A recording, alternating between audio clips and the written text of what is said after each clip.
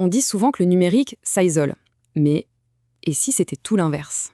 Aujourd'hui, on va explorer ensemble Bottin Malin, une plateforme qui a une ambition assez folle: redynamiser nos villages et nos quartiers.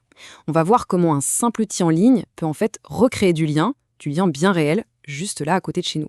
Pour comprendre d'où ça vient, il faut écouter le fondateur, Joël Faure. Ce qu'il dit là, c'est puissant. Ce n'est pas juste un projet technologique, non, c'est une véritable mission de vie.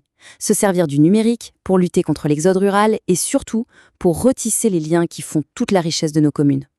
L'idée de base, c'est de construire une sorte de place du village numérique, vous voyez? La mairie en serait le cœur et tout autour, on retrouverait les citoyens, les commerces, les associations. L'objectif, c'est simple, que tout ce monde se parle, interagisse pour que la vie locale soit plus forte. Allez, voyons voir comment ça se passe concrètement. Pour bien comprendre comment tout ça fonctionne, le mieux, c'est de se mettre dans la peau de chacun. On va regarder ce que la plateforme apporte aux citoyens, puis à l'entrepreneur, ensuite à une association et, pour finir, au maire. C'est parti, voilà notre programme. Alors, on commence par qui?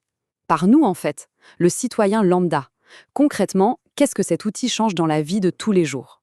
Imaginez, on s'inscrit et hop, on est tout de suite connecté au réseau de sa propre commune.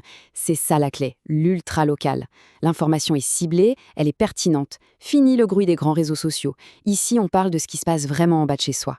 Et pour ça, chacun dispose d'une véritable boîte à outils. Et là, on touche à un truc vraiment puissant, la consultation citoyenne. La mairie, mais ça peut aussi être une association ou même un commerçant, peut directement demander l'avis des habitants sur un projet. C'est une forme de démocratie directe, hyper simple à mettre en place. Ce qui est génial avec ce système, c'est que c'est transparent. On vote et paf, on voit le résultat s'afficher en temps réel.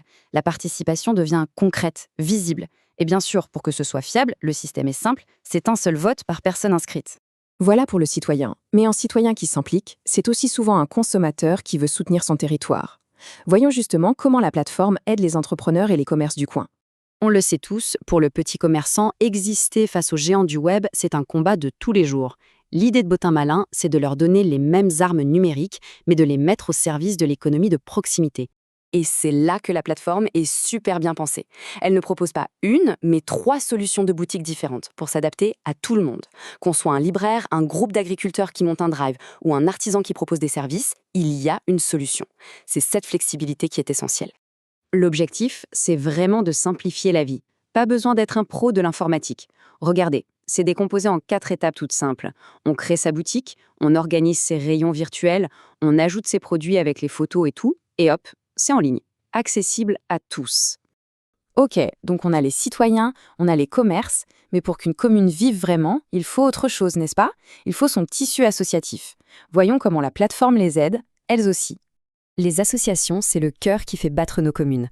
Et sur Bottin Malin, elles ne sont pas du tout laissées de côté. Au contraire, elles ont accès exactement aux mêmes outils que les entreprises ou la mairie pour pouvoir toucher tous les habitants. Une association peut y créer sa propre page, annoncer ses événements, chercher des bénévoles. Et le gros avantage, c'est que tout est au même endroit. Fini de devoir chercher l'info sur 10 sites différents ou sur des pages Facebook pas toujours à jour. Là, tout est centralisé, sur une plateforme de confiance. Bon, tout ça c'est super, mais pour que ça fonctionne bien et que ça ne parte pas dans tous les sens, il faut un chef d'orchestre. Et ce rôle, eh bien, c'est celui de la mairie qui a des outils bien spécifiques pour animer tout ça. Woni, avec cet outil, le maire devient vraiment le chef d'orchestre. Son rôle, ce n'est pas juste de poster des informations de temps en temps, non. C'est de fédérer toutes les énergies et de s'assurer que cette place de village numérique fonctionne bien pour tout le monde.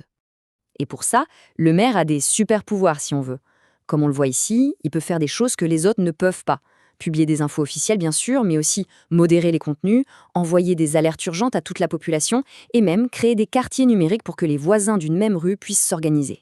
Et ça, cette modération, c'est hyper important. Ça veut dire qu'on est sur un espace de confiance, un environnement sûr. Rien à voir avec les réseaux sociaux classiques où on peut trouver tout et n'importe quoi. Là, la mairie veille au grain et agit comme un gardien de cette confiance collective. Bon, alors, si on fait le bilan, on a vu des outils pour que le citoyen participe, pour que l'entrepreneur vende, pour que l'association anime la vie locale et pour que le maire fédère tout ça. Mais le plus important à comprendre, c'est que ce n'est pas juste une collection d'outils. C'est un vrai écosystème. C'est la beauté du système. Tout est lié. C'est une seule et même plateforme où le vote d'un citoyen peut éclairer la décision du maire, où la promo d'un commerçant peut aider à financer l'événement d'une association. Chaque petite action individuelle vient renforcer tout le collectif. Au final, ce qu'il faut vraiment retenir, c'est cette idée d'un grand outil partagé. C'est comme si on donnait à tout le village les mêmes routes numériques pour communiquer. Et forcément, ça crée des ponts, des synergies, des choses qui seraient impossibles si chacun restait dans son coin. Et tout ça, eh bien, ça nous amène à une dernière réflexion, une question assez vertigineuse au fond.